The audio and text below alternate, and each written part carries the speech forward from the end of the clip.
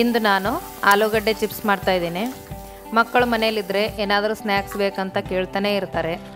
ಇಡ್ಲಿ ದೋಸೆ ಈ ಥರದವ್ಗಿಂತಲೂ ಚಿಪ್ಸು ಚಾಕ್ಲೇಟನ್ನೇ ಹೆಚ್ಚಾಗಿ ಇಷ್ಟಪಡ್ತಾರೆ ಮಕ್ಕಳು.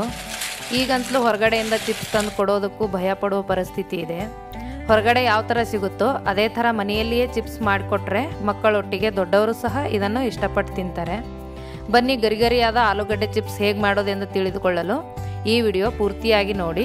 ಆದರೆ ಅದಕ್ಕೂ ಮೊದಲು ನಮಸ್ಕಾರ, ಪಾಕಶಾಸ್ತ್ರ ಚಾನಲ್ಗೆ ಸ್ವಾಗತ. ನಾನು ಸುರೇಖಾ ತಳ್ವಾರ್. ನಮ್ಮ ಚಾನಲ್ಗೆ ಸಬ್ಸ್ಕ್ರೈಬ್ ಮಾಡಿಲ್ಲ ಅಂದರೆ ದಯವಿಟ್ಟು ಸಬ್ಸ್ಕ್ರೈಬ್ ಮಾಡಿ, ಹಾಗೆ ಪಕ್ಕದಲ್ಲಿರೋ ಬೆಲ್ಲೈಕನ್ ಪ್ರೆಸ್ ಮಾಡಿ. ಬೆಲ್ಲೈಕನ್ ಪ್ರೆಸ್ ಮಾಡೋದ್ರಿಂದ ನಮ್ಮ ಹೊಸ ವಿಡಿಯೋಗಳ ನೋಟಿಫಿಕೇಷನ್ ನಿಮಗೆ ಬರುತ್ತೆ. ಬನ್ನಿ ಗರಿಗರಿಯಾದ ಆಲೂಗಡ್ಡೆ ಚಿಪ್ಸ್ ಯಾವ ಥರ ಮಾಡೋದು ಅಂತ ನೋಡ್ಕೊಳ್ಳೋಣ. ದಪ್ಪ ದಪ್ಪ ಸೈಜು 4 ಆಲೂಗಡ್ಡೆನ ನಾನು ತೊಳೆದು ಒಣಗಿಸಿ ಇಟ್ಕೊಂಡಿದ್ದೀನಿ. ಇದನ್ನು ಈಗ ಪೀಲ್ ಮಾಡ್ತಾ ಇದ್ದೀನಿ, ಅಂದರೆ ಸಿಪ್ಪೆ ತೆಗಿತಾ ಇದ್ದೀನಿ. ಸಿಪ್ಪೆ ತೆಗೆದಾದ್ಮೇಲೆ ಇದನ್ನು ನಾವು ಒಂದು ಕಾಟನ್ ಬಟ್ಟೆಯಿಂದ ತೇವಾಂಶ ಎಲ್ಲ ನಾವು ಒರೆಸ್ಕೊಂಡ್ಬಿಡ್ಬೇಕು. ಅಂದರೆ ಗರಿಗರಿಯಾಗಿ ಬರುತ್ತೆ, ಇಲ್ಲಾಂದರೆ ಸ್ವಲ್ಪ ಮೆತ್ತಗಾಗುತ್ತೆ. ಮೊದಲೇದಾಗಿ ನಾನು ಪೀಲರಲ್ಲಿ ಈ ಸ್ಲೈಸಸ್ ಮಾಡಿ ತೋರಿಸ್ತಾ ಇದ್ದೀನಿ. ನೋಡಿ, ಈ ಥರ ಪೀಲರ್ ಇದ್ದರೆ ಪೀಲರಲ್ಲಿ ಕೂಡ ಮಾಡ್ಕೋಬೋದು.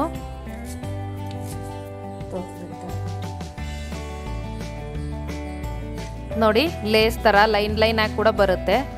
ಇಲ್ಲ ಅಂದರೆ ನಾವು ಚಾಕುದಲ್ಲಿ ಸಹ ನಿಧಾನಕ್ಕೆ ಈ ಥರನೂ ಕಟ್ ಮಾಡ್ಕೋಬಹುದು.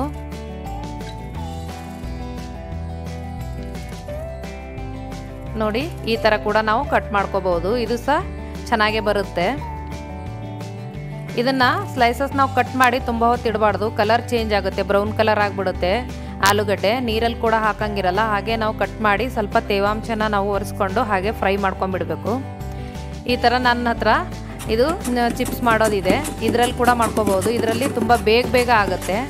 ಒಂದು 10ರಿಂದ 20 ಸೆಕೆಂಡಲ್ಲಿ ಒಂದು ದಪ್ಪ ಆಲೂಗಡ್ಡೆನ ನಾವು ತೆಳುವಾಗಿ ಸ್ಲೈಸಸ್ ಮಾಡ್ಕೋಬೋದು.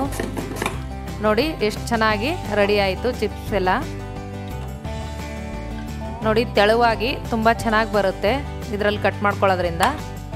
ನೋಡಿ, ಈ ಥರ ಸ್ಲೈಸಸ್ನ ನಾವು ಮತ್ತೆ ಈಗ ತೇವಾಂಶ ಆಗಿದೆ, ಇದನ್ನು ಮತ್ತೆ ನಾವು ಬಟ್ಟೆಯಿಂದ ಒರೆಸ್ಕೊಂಡು ಫ್ರೈ ಮಾಡೋದ್ರಿಂದ ತುಂಬ ಕ್ರಿಸ್ಪಿಯಾಗಿ ಚೆನ್ನಾಗಿ ಬರುತ್ತೆ ಚಿಪ್ಸು. ನೋಡಿ, ನೀರಿನಂಶ ಏನೂ ಇಲ್ಲ. ಈಗ ಇದನ್ನು ಕಾದಿರೋ ಎಣ್ಣೆಯಲ್ಲಿ ಹಾಕೋಣ. ಹೈ ಫ್ಲೇಮಲ್ಲಿ ಇಟ್ಕೊಂಡೆ ನಾವು ಚಿಪ್ಸ್ನ ಮಾಡ್ಕೋಬೇಕು. ನೋಡಿ, ಈ ಥರ ಗರಿ ಆಗೋವರೆಗೂ ನಾವು ಇದನ್ನು ಫ್ರೈ ಮಾಡ್ಕೋಬೇಕು. ಒಂದು 5 ನಿಮಿಷದಲ್ಲೇ ನಾವು ಈ ಥರ ಚಿಪ್ಸ್ನ ರೆಡಿ ಮಾಡ್ಕೋಬೋದು. ಮಕ್ಕಳು ದೊಡ್ಡವರು ಎಲ್ಲರೂ ಇಷ್ಟಪಟ್ಟು ತಿಂತಾರೆ. ಸ್ವಲ್ಪ ನಾನು ಖಾರದ ಪುಡಿನೂ ಮತ್ತು ಸ್ವಲ್ಪ ಉಪ್ಪನ್ನ ನಾನು ಮೇಲೆ ಹಾಕ್ತಾಯಿದ್ದೀನಿ, ತಿನ್ನೋದಕ್ಕೆ ಟೇಸ್ಟ್ ಚೆನ್ನಾಗಿರುತ್ತೆ ಅಂತ.